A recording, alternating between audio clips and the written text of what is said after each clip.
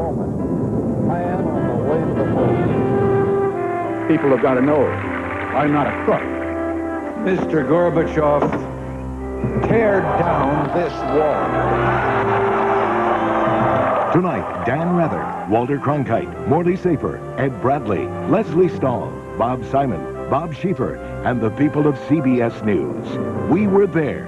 CBS News at 50. Here is Charles Osgood. Good evening. This is not an attempt to recount the last 50 years of history, or even the last 50 years of CBS News. 1 hour just isn't time enough, and we'd be foolish to try. Instead, we've chosen to mark our anniversary, 50 years of television news coverage, by revisiting some moments that had a profound effect on this nation, and a deeply profound effect on those CBS News people who reported these stories to you. And we begin with what was, without a doubt, the angriest of times, when just about everything we believed in as a people was suddenly and disturbingly in question. And we were there through all of it. President Kennedy died at 1 p.m. Central Standard Time, some 38 minutes ago. Dr. Martin Luther King, the apostle of nonviolence in the civil rights movement, has been shot to death in Memphis, Tennessee.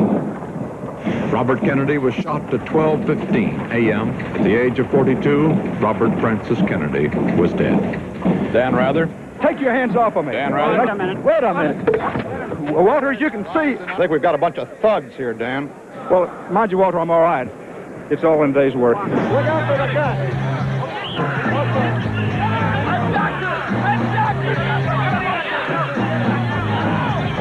The nightmare years begin with assassinations and chaos in the streets. But the climate of violence and fear and mistrust will escalate dramatically in a faraway place most Americans can't find on a map.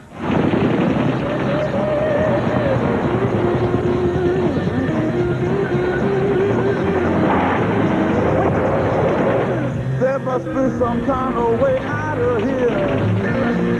Say there's trouble to the sea. There's too much confusion.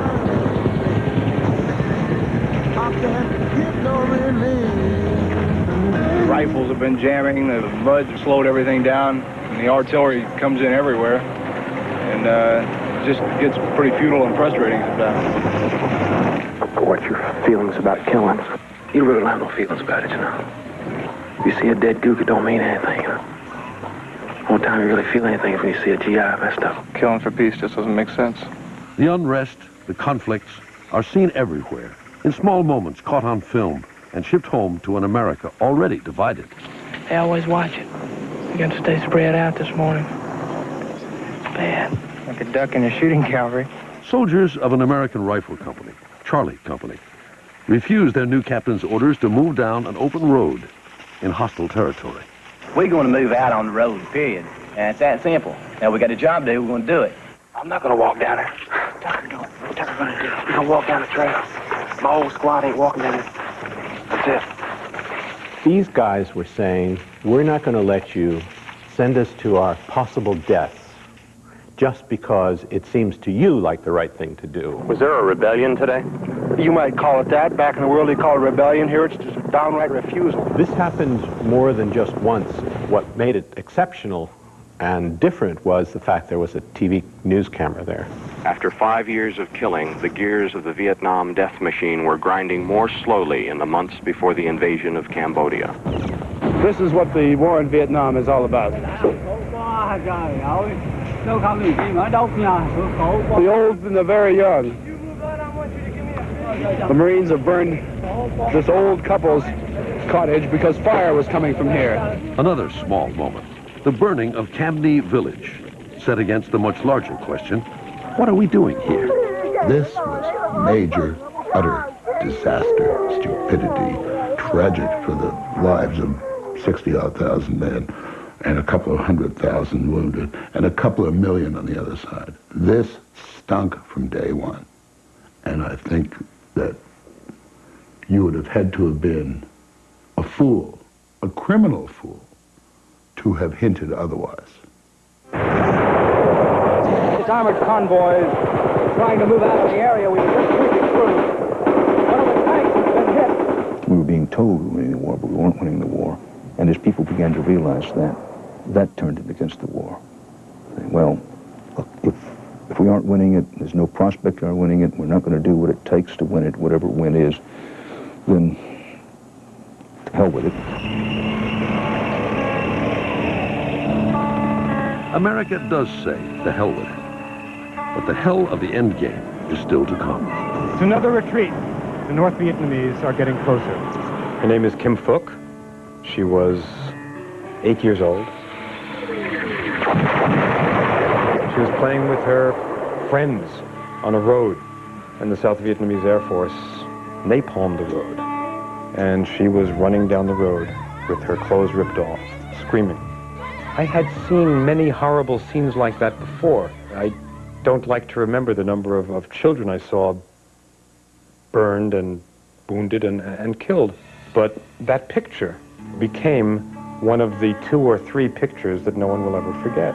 The American embassy was tense. The rumors and speculation of the last several days had become fact. The Americans were leaving. The people of this city have no real alternatives now. Their fate will be decided by the North Vietnamese and the Viet Cong. I remember the chaos of a city where a lot of people are trying to escape. This many people trying to get out of a hole that big. And I'll never forget this guy and his family running alongside the bus, trying to get on. The Vietnamese cowboys running along with him and hitting his arm and taking his watch, grabbing his wife's purse, hitting the suitcase, clothes spilling out. He's holding her, his wife's hand, the wife holding 2 or 3 kids. It's a scene I'll never forget. This is the end. The offensive had begun. Da Nang was falling to the North Vietnamese, and Bruce Dunning covered the extraordinary story, which was the last flight out of Da Nang. Reports from Saigon said thousands of people were roaming Da Nang airfield. But as the plane landed, this did not at first seem evident. People started pouring out onto the runway, and it was like a human wave coming at the plane. As soon as the rear stairway was lowered, the stampede of terrorized people tried to storm the plane. From the cockpit, the pilots reported by radio that the situation was out of control. The stewardesses dragged people on and rushed them to seats, screaming all the while, "Where are the women and children?" As the plane strained laboriously into the air, people were still clinging to the wheels in the rear stairs. 7 men fell off as the plane reached heights of 1,000 feet or more. This is the end. Beautiful friend. At the U.S. Embassy in Saigon, the horror show is into its final scenes. Come on, gents, let's move. As the helicopters, long the symbol of American presence in Vietnam, lift the lucky few to carriers offshore. Those who tried to climb the walls were getting knocked off the walls. But we had to passport our white American faces. So we pushed through the crowd, feeling guilty and miserable, but doing it nonetheless. And when we got to the walls, I remember putting my arm up and some Marine pulled me over the wall and did not pull Vietnamese women who were standing next to me over the wall. We made a mistake. And then, over a period of years, we compounded that mistake. Because we couldn't admit that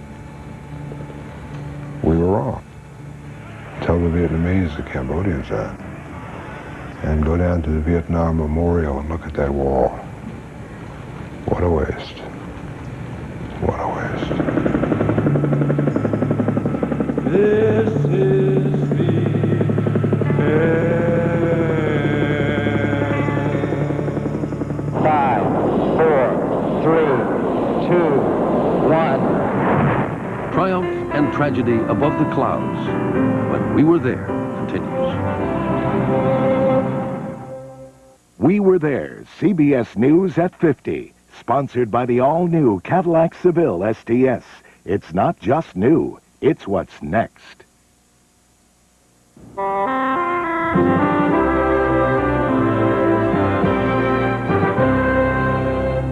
You may remember when President John Kennedy challenged America to send a man to the moon and return him safely to Earth. Some of us weren't sure it could be done, and some of us weren't sure it even should be done. Why not spend the money down here on Earth, a lot of us said. But visions can be powerful, and Kennedy's helped to rally a nation. American know-how made space travel look easy. Too easy, as it turned out. And we were there. In the beginning, God created the heaven and the earth. And the earth was without form. A reading from the book of Genesis by astronaut Frank Borman. And God said, "Let there be light." Christmas Eve, 1968. Apollo 8's orbiting of the moon is not only an awesome scientific achievement, but it gives hope and solace to a nation deep in despair. 6, 5, 4, 3, 2, 1. Liftoff. We have a liftoff on Apollo 11. Boy, what a moment. Man on the way to the moon. And when Apollo 11 actually makes it to the moon less than a year later, Econ. Surgeon, down 2.5. We're go for landing. Go. it leaves a veteran space reporter speechless. I'd had just as much time to prepare for that landing as the space program did. I'd watched it from the beginning. Tranquility Base here. The Eagle has landed. And yet, when that vehicle landed on the moon, I really couldn't say a thing. Boy. Okay, we're going to be busy. I said, wow, or something really profound. Here they come, the three astronauts, Armstrong, Aldrin, and Collins. An America mired in Vietnam and civil unrest. President signaling for applause from the crowd. Needs to feel good about itself again. And the space program, NASA, becomes an aggressive cheerleader. Yes, 3 astronauts already have died at the start of the Apollo program. But the message from NASA is clear and unrelenting. We're the can-do people. We can go to the moon and beyond. NASA succeeds almost too well. By the time Apollo 13 is on its way to the moon, no one much cares anymore. This is the crew of Apollo 13. Everyone is there. Nice evening.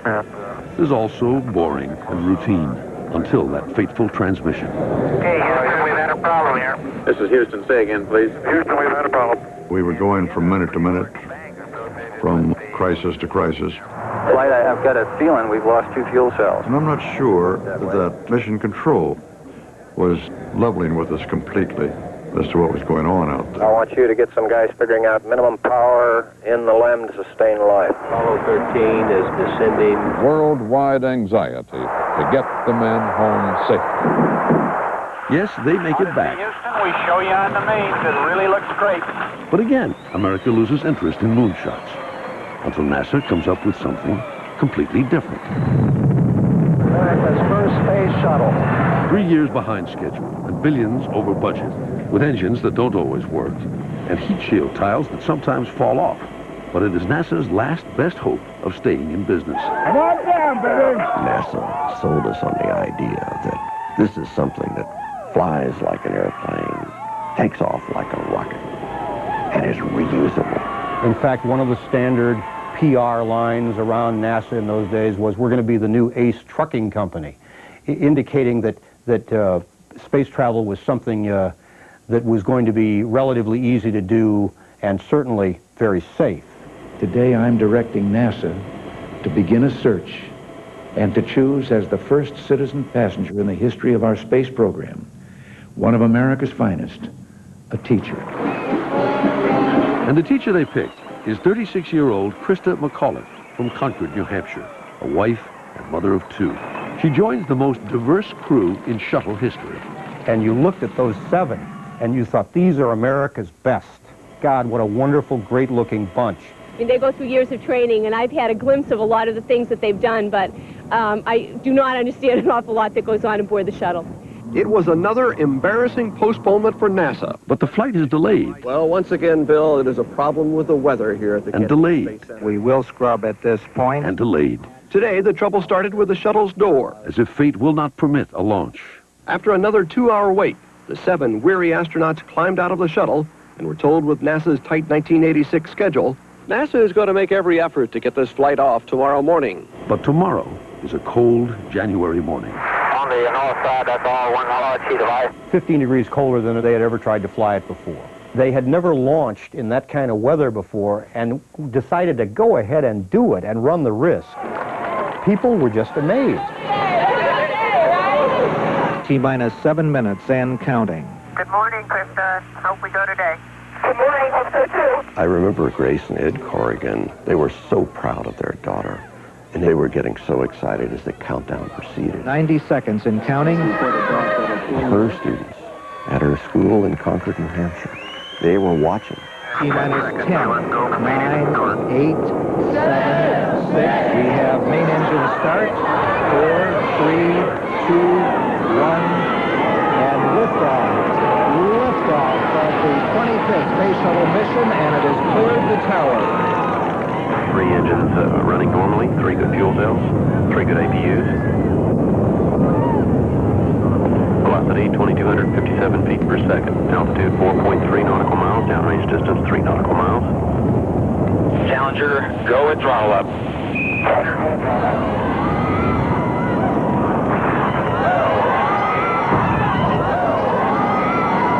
Oh my God. The fear that I had in the back of my mind that had been there for all these launches, it had come true. I looked over at Ed and Grace Corrigan. I knew there were major problems. They did not. Flight controllers here looking very carefully at the situation. Obviously a major malfunction. And my mind said, major malfunction? This is a disaster. We have no downlink. And then there was silence from NASA. Nothing. We have a report from the flight dynamics officer that the vehicle has exploded. We are checking with the recovery forces. That was it. They were gone.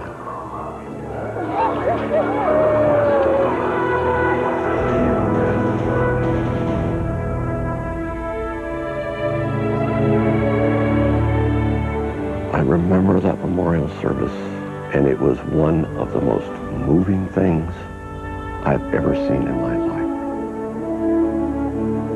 The president walking down the line with the survivors, trying to comfort each one.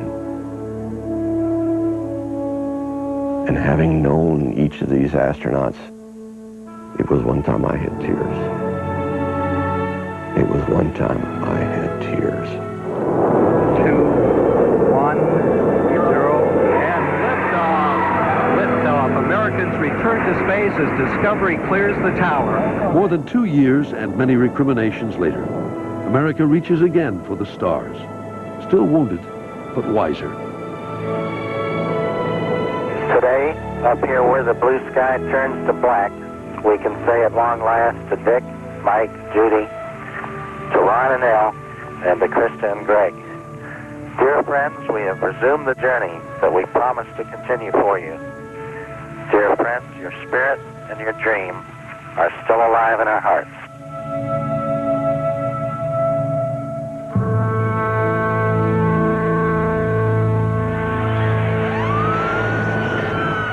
The question, can't we all just get along, echoes across America. When we were there, continues.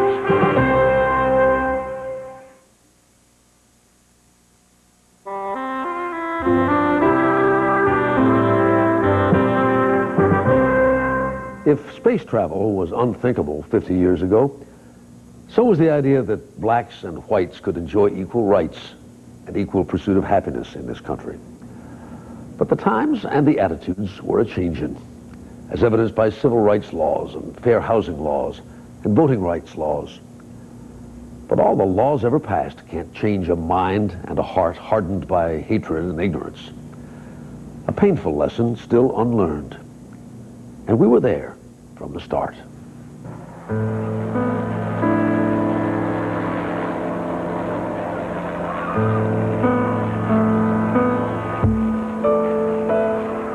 It has become the most infamous home video ever made.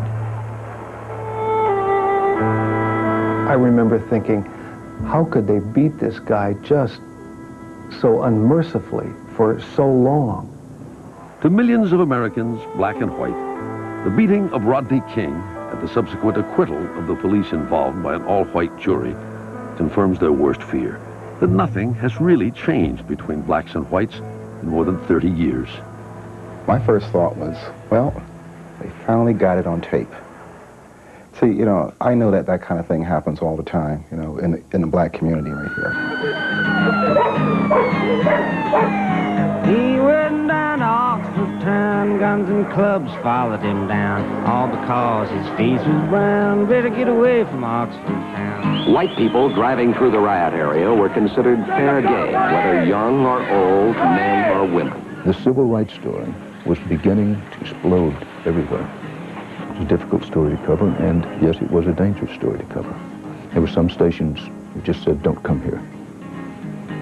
There were some stations who would take our film and it would inexplicably get lost in the processor.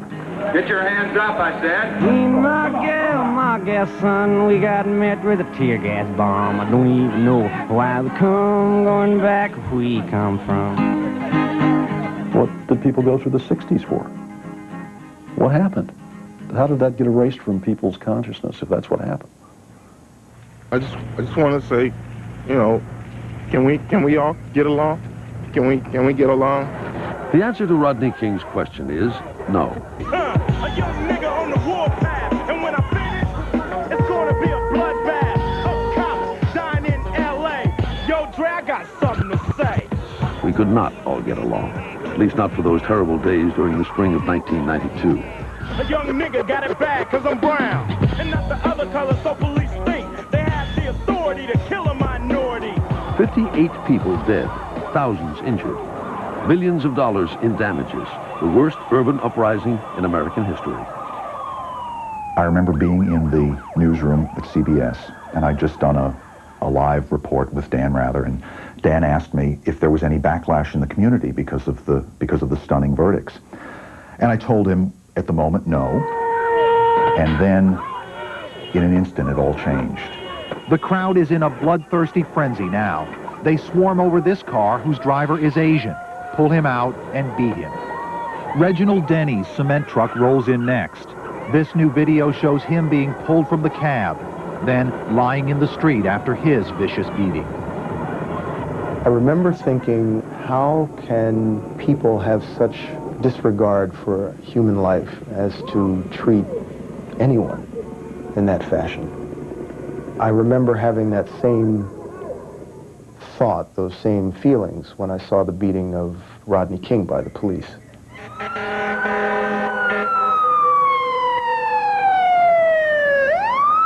The police are nowhere to be found as the fires and the looting increase. It was like the Wild West. Just everything was out of control. And it's all happening in this great American city that's burning. The worst of it has been the fires. Dozens of buildings deliberately torched, some whole shopping centers. This is ridiculous. This is my city. This is America in the 1990s. This is not supposed to be happening. Everyone expected turmoil of some kind, but no one could have imagined the orgy of violence that broke out here overnight.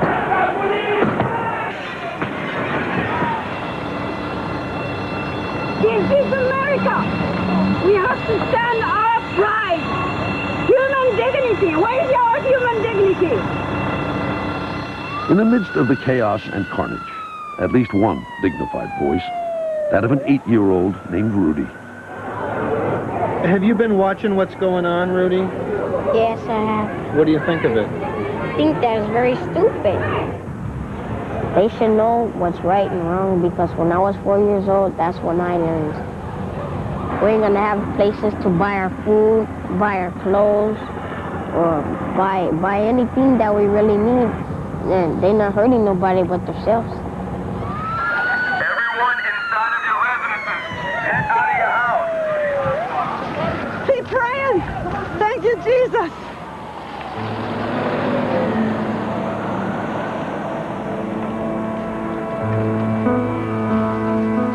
I remember a picture of a young girl in the ruin of her home, looking around in disbelief and crying, because this was cruel. This needn't have happened.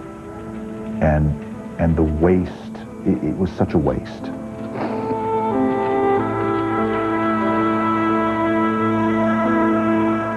I just felt that even though some kind of statement needs to be made, this was the wrong kind of statement. Everybody knew that race relations weren't what they should be in this community, but I don't think we in the white community knew the depth of the feeling in the black community. As a black journalist, it was painful to have to go through this, to see my country so divided. But in the end, I mean, I may be an eternal optimist, but in the end, I must think that it's better that we know this. It's better that we know this divide exists, so we can begin to do something about it.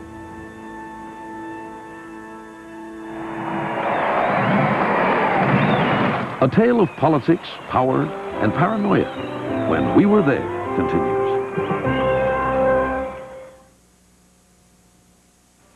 This is CBS, the Columbia Broadcasting System.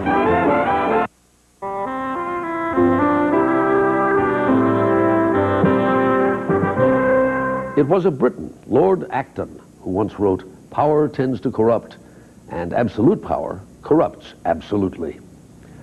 And he was absolutely correct, as America saw not once but twice in the last half-century.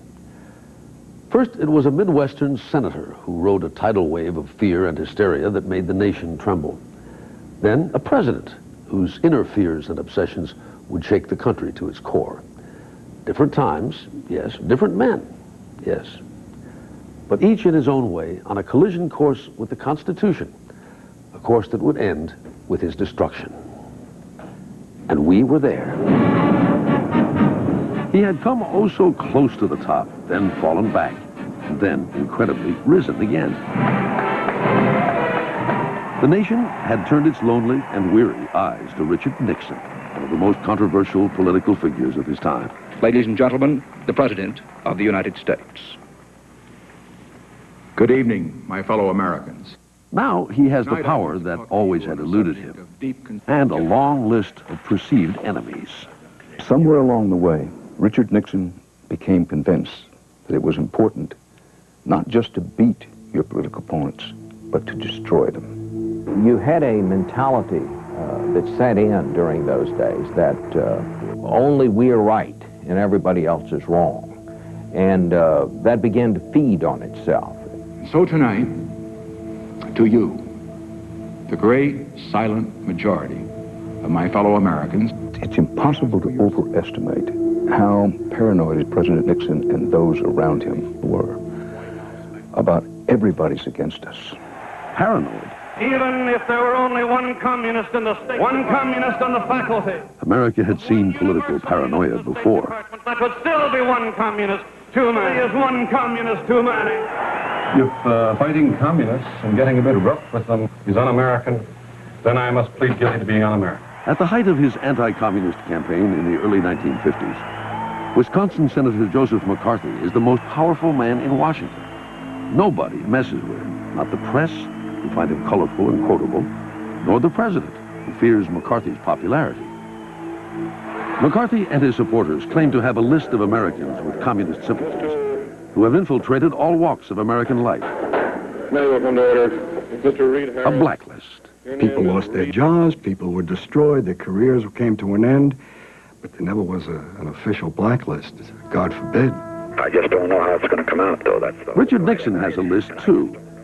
A list of enemies who can expect to be harassed by the Internal Revenue Service, have their psychiatrist offices broken into, have their telephones bugged, have their political campaigns sabotaged. The President of the United States was at the center of a widespread criminal conspiracy, directed primarily at his political and ideological opponents, real and imagined. McCarthy's opponents, real and imagined, operated before TV cameras in hearings that transfixed the nation. I don't think you have any conception of the danger of the Communist Party. But failed to expose some massive communist plot. Let us not assassinate this lad further. Exposing, instead, the character of Joseph McCarthy. Have you no sense of decency, sir, at long last? Good evening. Tonight, See It Now devotes its entire half hour to a report on Senator Joseph R. McCarthy. This historic broadcast does not by itself bring McCarthy down. He was doing a good job of that on his own. Of one party's... But on this night... This was Charleston, West Virginia. Ed Morrow, a reporter who never felt comfortable with television, uses the medium to deliver a mortal blow. And it was said by Senator McCarthy. Using McCarthy's own words to reveal the senator as a liar. The question is, did the Civil Liberties Union supply you with an attorney? They did supply an attorney. The answer is yes. The answer is yes. You know, the Civil Liberties Union has been listed as a front for and doing the work of the Communist Party. The Attorney General's list does not and has never listed the ACLU as subversive, nor does the FBI or any other federal government agency. The actions of the junior senator from Wisconsin have caused alarm and dismay amongst our allies abroad and given considerable comfort to our enemies. And whose fault is that? Not really his. He didn't create this situation of fear. He merely exploited it, and rather successfully. We're going to get the answer to that question if we have to stay here for a week. And decades later, the nation again is mesmerized by televised hearings. Only this time, it is the presidency that is on trial. Mr. Butterfield, are you aware of the installation of any listening devices in the Oval Office of the President? And it is Richard Nixon's own words that reveal him to have lied. I was aware of listening devices. Yes, sir. Absolute thunderbolt. What? You mean there's a taping system that taped, if not all words, nearly all words? Nobody, including myself, could quite believe it. Mr. President! You just can't imagine what it was like to have an entire press corps of hundreds of people focusing on whether the President of the United States is telling the truth, whether he's erasing tapes, whether he's withholding information from a federal case. Mr. President, I wonder if you could share with us your thoughts when you hear of people who love this country and people who believe in you say reluctantly that perhaps you should resign or be impeached. Well, I'm glad we don't take the vote of this room, we say. You would wake up every morning and say, how can he take it? How can he take the intensity? Mr. President. I think it was when Barry Goldwater went to the White House that day and told him, Mr. President, you're losing your support in the Congress, that it really dawned on Nixon that he had no support. Mr. Nixon hurt the Republican Party and he hurt America. And frankly, I don't think he should ever be forgiven. Whatever decision he makes, it will be in the best interest of our country. I shall resign the presidency effective at noon tomorrow.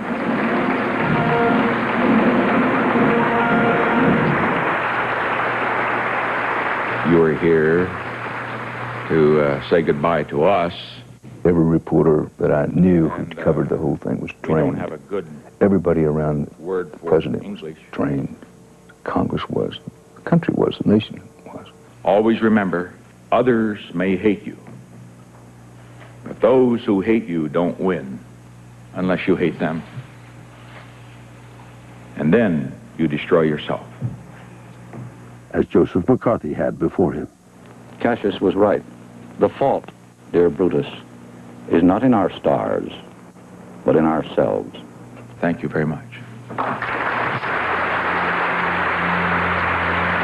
And so we leave with high hopes, in good spirit, and with deep humility, and with very much gratefulness in our hearts. It may have been the longest goodbye in political history. Richard Nixon would come back yet again, this time as an elder statesman, a foreign policy guru, and an author of weighty tomes on America's future in the world. Joseph McCarthy died of alcoholism in 1957.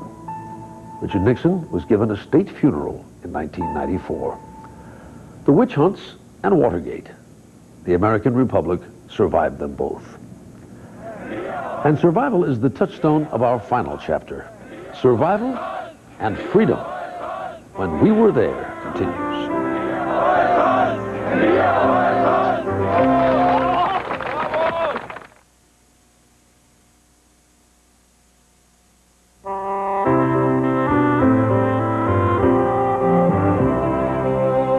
ahead, pick a time. Any time in history. No matter what time you pick, you'll find tyranny and oppression going on somewhere on this planet, where the most basic human rights are not tolerated, where the spirit of the individual is crushed by the power of the state. But in our time, the last 50 years we have been dealing with, an amazing thing happened. Freedom happened. Not everywhere, to be sure, but in a lot of places that had never known freedom in our lifetimes. And yes, we were there too. It is the summer of 1989, and East Germans are being allowed to travel to other Eastern Bloc countries. An estimated 200,000 apply to visit Hungary, figuring its relaxed border with Austria offers the best chance of escape to the west. In the last 2 weeks, 1,300 have made it, but more than 4,000 have been caught. These young East Germans are poised for such an escape, and a CBS News cameraman on assignment decides, against his professional judgment, to get involved. I told them exactly what I would do, that I will take them in our minibus and drive them to about 1 kilometer away from the border, and we would have to run for about a whole kilometer to a sunflower field, to the border between Hungary and Austria. We jumped out of the car and just run as fast as we can. All you folks that get on my life, you never made a sacrifice. Demons there on my trail, standing out across the roads of hell. Now we just have to run past a watchtower, and at that moment I hope that the soldiers were really changing their guards. She would have gone straight to jail for about 2 years. Say all you demons go back to hell. Save my soul, save myself. When we ran past the border mark, the red and white border mark, we knew now we're in Austria and in freedom. And it was a wonderful moment. Just got the news. They said, welcome to Austria. Save my soul, save myself. Ganz langsam ruhig aus. Save myself. Das ist Wahnsinn. Save myself. When I filmed the three now in freedom, I got so emotional that while I was filming, I couldn't stop myself from crying. That was the most important thing I did in my life.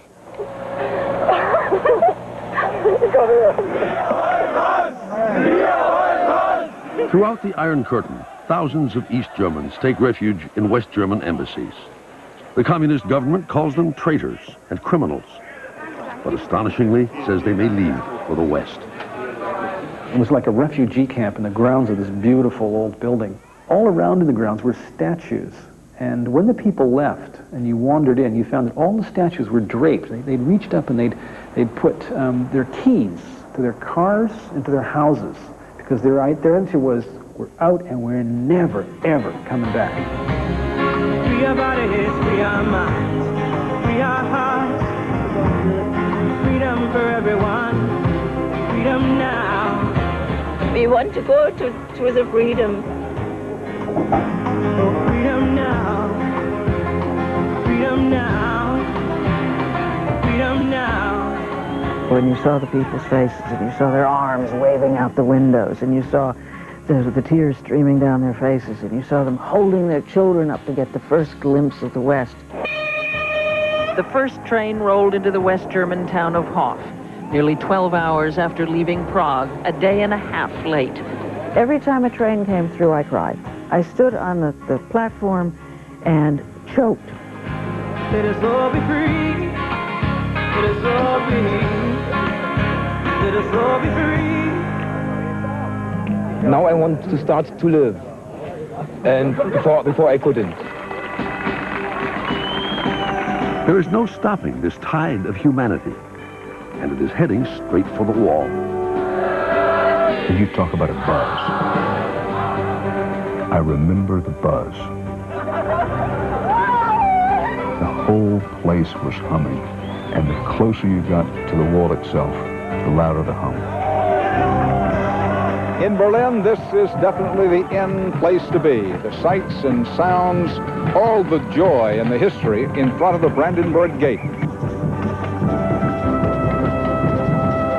You actually want to climb it and get up there, to feel it and walk it, to make sure that it's true. I remember a conversation with a German woman and her child. She said that there's no way that you can fully appreciate how deeply I feel this moment. That you can't imagine what it is like to have, foreign troops literally in your home, at your home.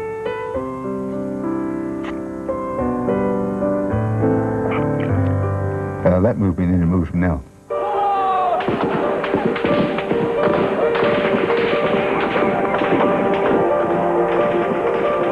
But halfway around the world, the freedom movement is being crushed. What begins as a peaceful protest march and hunger strike by Chinese students, teachers, and intellectuals in the capital of Beijing is met with overwhelming force by the Red Army.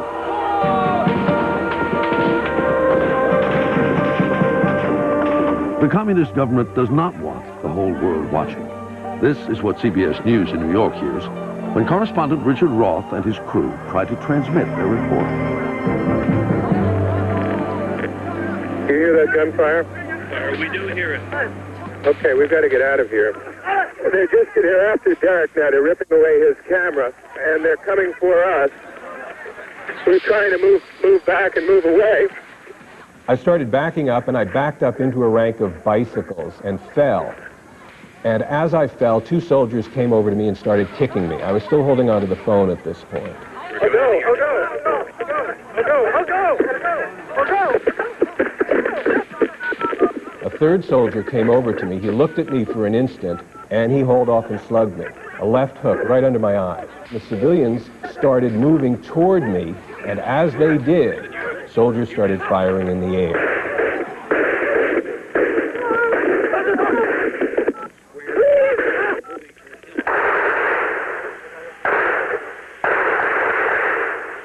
Hello, this is New York. Does someone hear us there? Hello, this is New York. Does anybody hear us?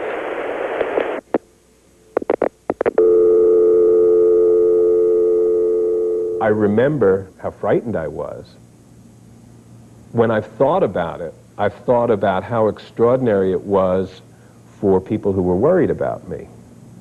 It was a very significant event in my life.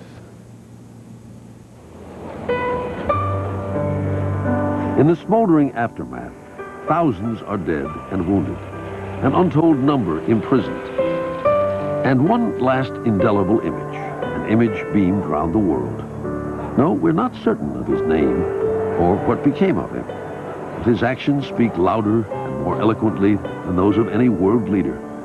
And they say, freedom may be delayed, but it will not be denied. As we listen one last time, and we're watched with one last look, spellbound and swallowed is the tool and dead. Yeah, tolling for the aching ones whose wounds cannot be nursed. For the countless confused, accused, misused, strung out ones and worse. And forever I'm a person in the whole wide universe. Shall we gaze upon the chimes of freedom flashing?